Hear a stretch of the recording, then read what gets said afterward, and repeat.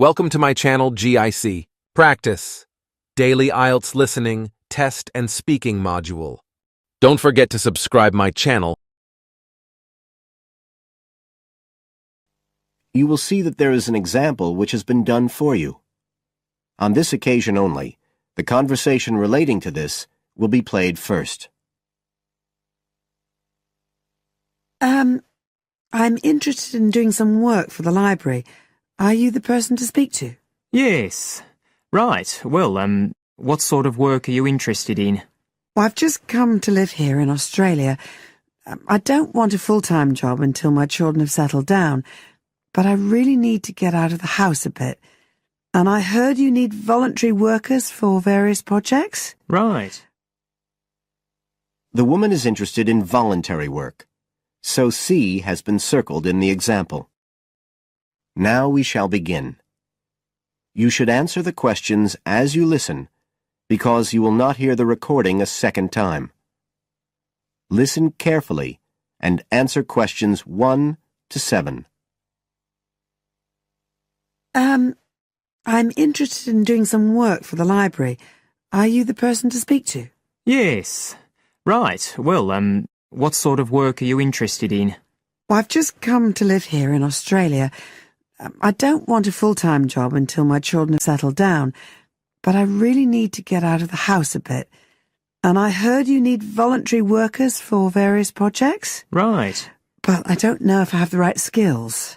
Well, we do provide training. Oh! We always include an orientation to the library, together with emergency procedures.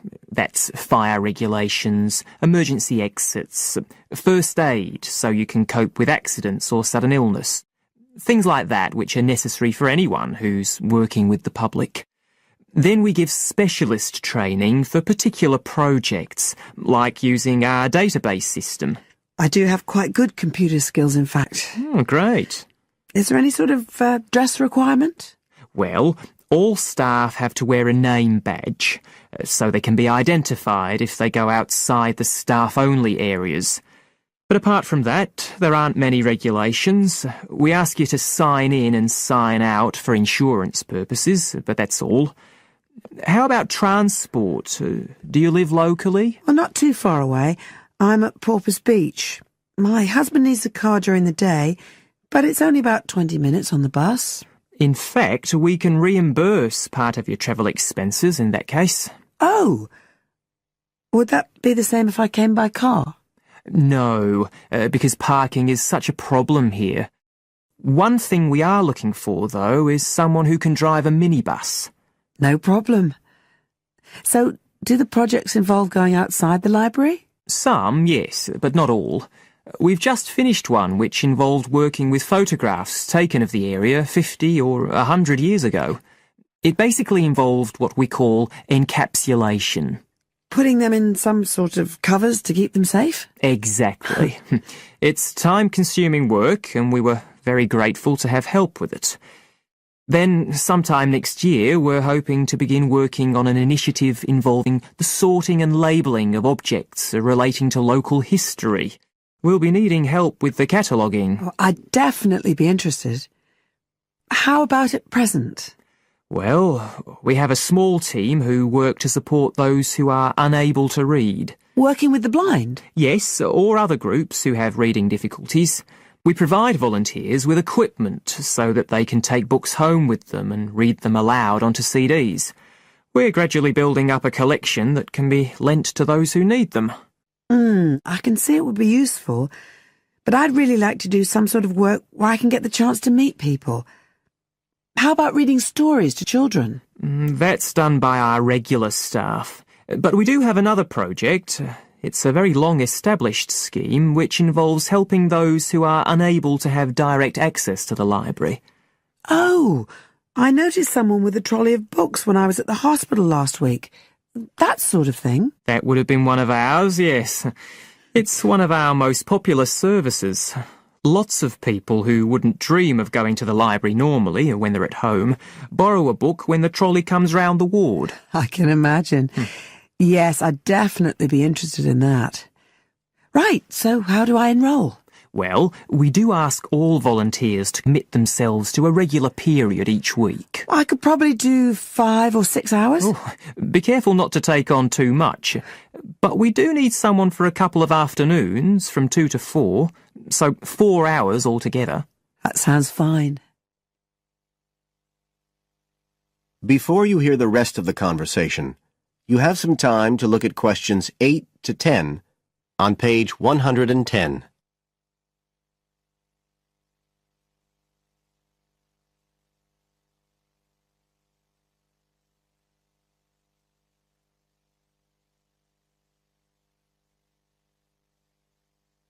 Now listen and answer questions 8 to 10. Right, so here's the application form. It asks the usual questions, name and address and telephone number. You also need to fill in details of who we should get in touch with in case of any accident or problem like that. We do need to have that filled in. And there's a space for date of birth, but that's only if you're over 75, so we won't worry about that. No. Oh, it asks for qualifications. Do I need to provide certificates? They're not necessary. We'll need the names of 2 referees, not relatives or family members, obviously. What else? Signature of parent or guardian. That won't be necessary, as I assume you're over 18. Yes. What's this? It says civil conviction check. That's a document we have to provide by law for those working on projects involving children, so we won't need it in your case. But you will need to sign this separate document. That's a copy of commitment. It's basically an agreement to work according to the library guidelines. So, if you'd like to fill this all in, you can do it here or take it home, whichever you prefer. I'll take it home if that's okay. Right, well, thank you for your time. That is the end of section 1. You now have half a minute to check your answers.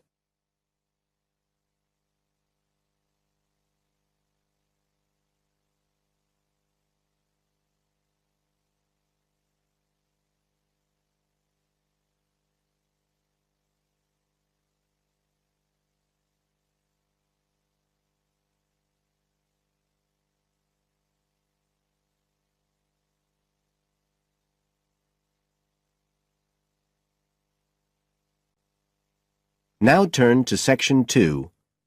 Section 2.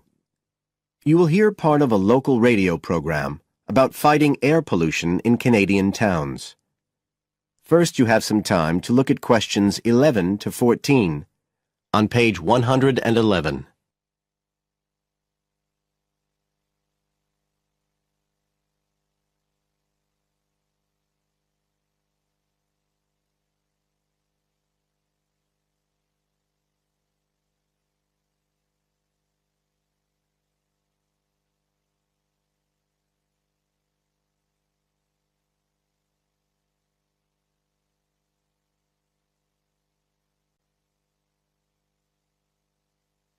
Now listen carefully and answer questions 11 to 14. Good morning, folks, and welcome to the Information Roundup on your own local radio station. This is Larry Knowles talking to you this morning on Tuesday, the 25th of May. And the first item coming up is a reminder to you all out there about Canadian Clean Air Day, which is on June 6th. In case you weren't around for the last one, this is a chance for Canadians everywhere to focus on the problems of air pollution and to actually try to do something to help reduce the problem. How many Canadians do you think die annually because of air pollution? 2,000? 3,000? Well, the rate is a staggering 5,000, and it's likely to grow unless we do something. And it's this concern with your health that's the driving force behind the government campaign that is sponsoring Clean Air Day. So what causes air pollution in the first place? Well, the transportation sector accounts for 27% of all greenhouse gases produced in Canada. It's also the biggest source of that thick, polluted air from traffic fumes that we call smog. And it's the tiny particles and ground-level ozone in smog that are the main causes of health problems and even deaths across the country. Of course, it's worse in the big cities, but researchers have only recently realized that all you need are low levels of air pollution to seriously damage your health, so we're all at risk. You now have some time to look at questions 15 to 20 on page 111.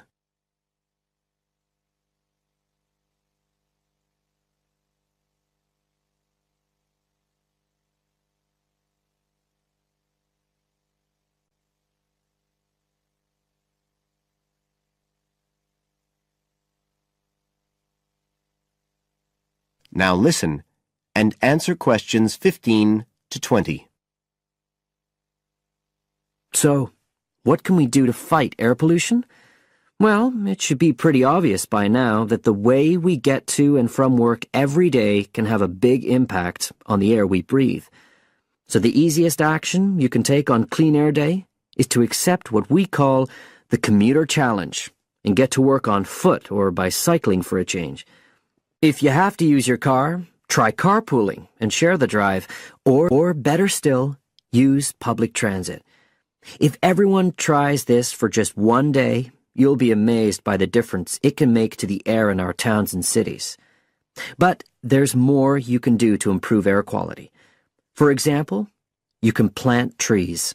And if you don't have a garden, then you can do your bit in other ways.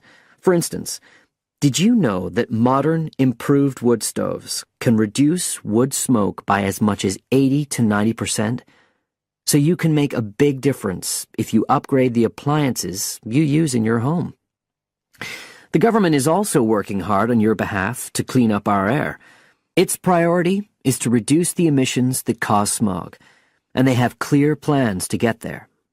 Last year, Canada and the United States agreed to reduce emissions on both sides of the border between the two countries, and they plan to reach their targets in the next few years. The government's also taking action to get cleaner fuels. It's already reduced the sulfur contained in gasoline, and it hopes to reach the reduction target for sulfur in diesel by next year. But the measures don't just focus on the motorist. The federal government's also working to reduce emissions from power plants and factories right across the provinces. You can find out all about government action and all the plans for Clean Air Day events. That is the end of section 2. You now have half a minute to check your answers.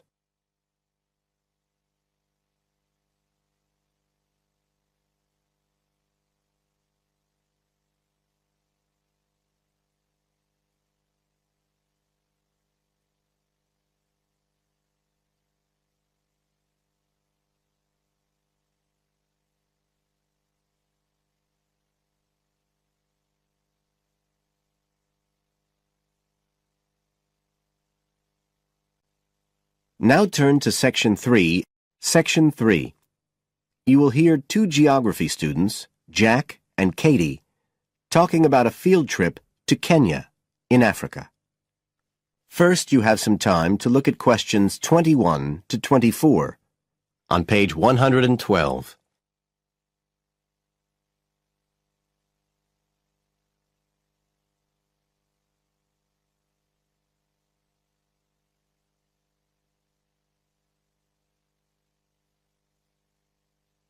Now listen carefully and answer questions 21 to 24. Katie, hi. Thanks for inviting me round. Oh, thanks for coming. I know you're up to your neck in finals revision, but I've got to make up my mind about next year's geography field trip, and I'd really like your advice. We've got to choose between an African trip and one in Europe. They've told us a bit about both trips in the lecture, but I really can't make up my mind, and I know you did the African one last year. That's right. So, where exactly did you go? I mean, I know it was in Kenya, in East Africa.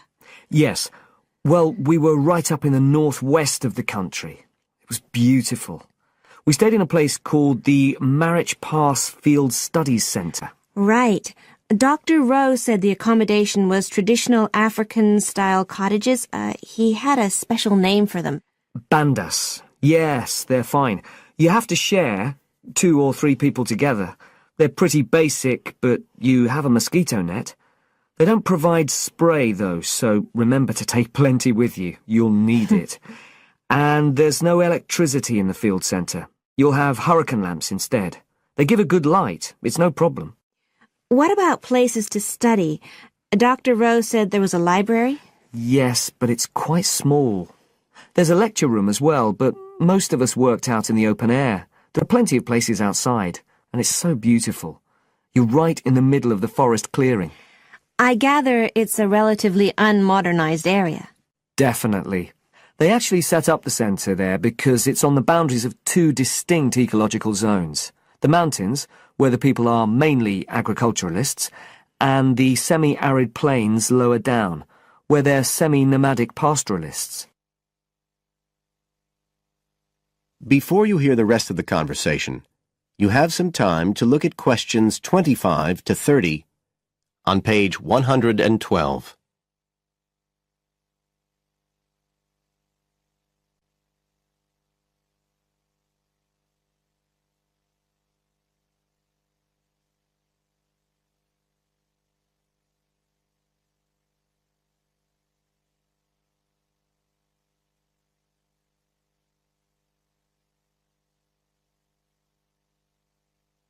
Now listen and answer questions 25 to 30. So, how much chance did you get to meet the local people there? Did you get the chance to do interviews? Yes, though we had to use local interpreters, but that was okay. Then we did field observation, of course, looking at environmental and cultural conditions, and morphological mapping. What's that? Oh, looking at the surface forms of the landscape, the slope elements and so on. What about specific projects? Yes. After the first 2 or 3 days, we spent most of our time on those. We could pretty well do what we wanted, although they all had to relate to issues concerned with development in some way. People did various things. Some were based on social and cultural topics, like the effect of education on the aspirations of young people, and some did more physical process-based studies, looking at things like soil erosion. My group actually looked at issues relating to water, things like sources such as rivers and wells, and quality and so on. It was a good project to work on, but a bit frustrating. We felt we needed a lot more time, really. Right. Dr. Rowe did say something about limiting project scope. Yes, he told us that too at the beginning, and I can see why now. What else?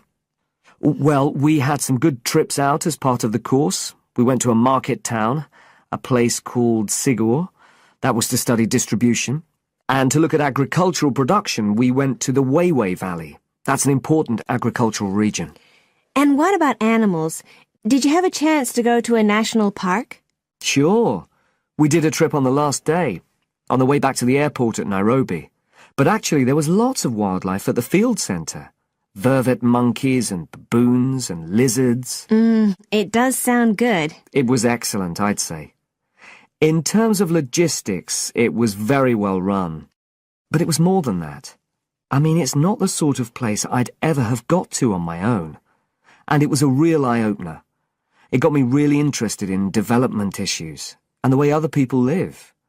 I did find it frustrating at the time that we couldn't get as far as we wanted on the project. But actually, I'm going to follow it up in my dissertation. So it's given me some ideas and data for that as well. So you'd say it was worth the extra money? Definitely. That is the end of section 3. You now have half a minute to check your answers.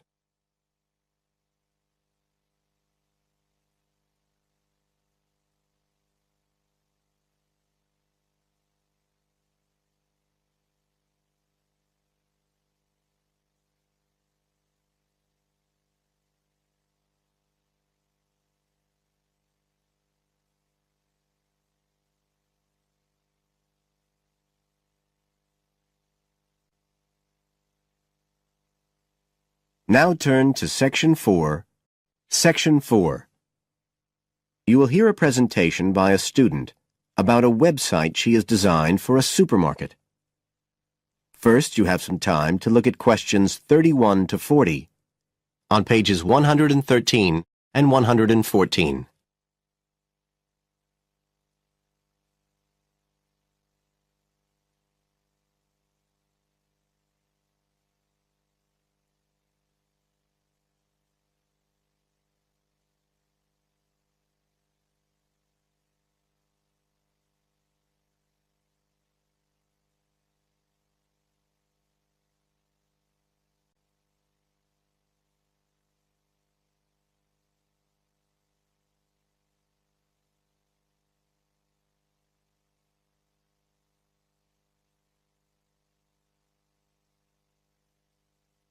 Now listen carefully and answer questions 31 to 40.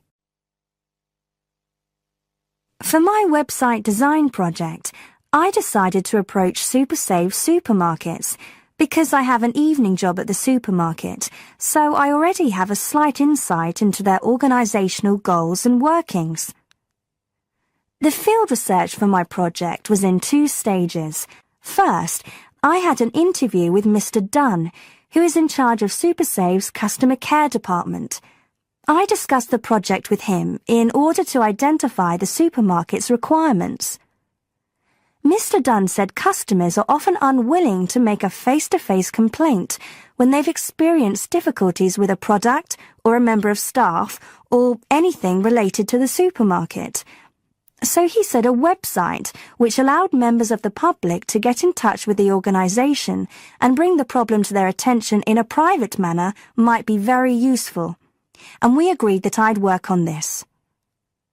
For the second stage of my research, I devised a questionnaire to put to SuperSave customers. I needed to find out about the customers' experiences of problems together with their attitudes towards making complaints, both directly and indirectly. I used a mixture of closed questions, such as, have you ever experienced a problem at any SuperSave store? And open questions, such as, what would you find helpful about a customer complaint website? I decided to do interviews rather than rely on distribution of the questionnaire, as I felt this was likely to lead to a higher take-up rate. I visited 4 SuperSave stores, 2 in the city centre and 2 in the outskirts, and altogether I interviewed 101 respondents. Then finally, I analysed the results.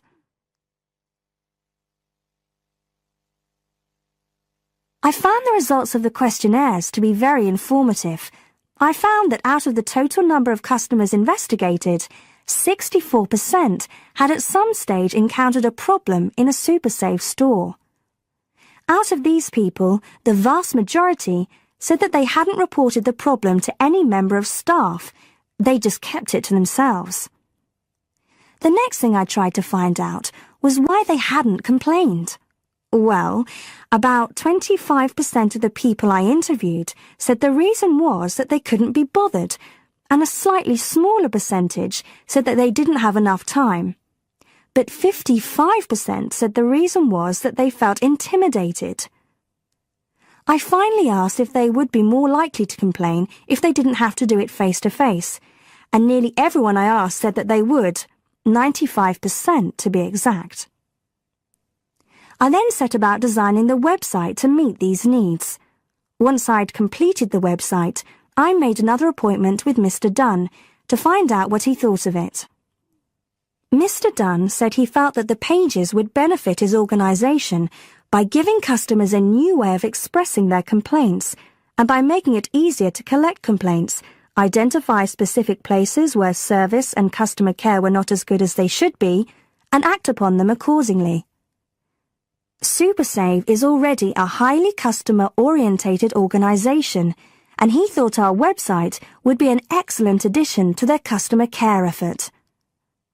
This is all well and good, but there still remains the general problem with websites, that there's the lack of access to online computers. Surprisingly, in my survey, I found that 88% of those interviewed had access to the internet, which I felt was quite high. But this access wasn't always direct. For some people, it was through their children and grandchildren and neighbours and so on, rather than being readily available in their own homes. This could prove to be a major drawback to the site, but it is still better to have it now to get the edge over competitors, however slight, and in the very near future, it is expected that almost everyone will have direct access to the internet. Another thing to consider is that at the moment I can only base our conclusions on data gathered from a tiny fraction of the supermarket's customer base. In order to get a better idea of how the site is doing and to see how well I have met my objectives, the site will need to have been up and running for at least a few months. After this time, it'll be possible to see whether or not people are actually using the site and if it's helping to make improvements to their customer service. It would also be interesting to study the effect of the site on staff at the supermarket. Morale could be dented as more complaints come in. Staff may feel they are being unfairly criticised and that there is no need for another way for customers to complain. But also, the site could boost morale by making staff come together to overcome their constructive criticism, and they may gain more job satisfaction by knowing that they are making a difference to the customer. So, overall, I feel my website has met my objectives, but there is scope for improvement and expansion. Are there any questions? That is the end of section 4.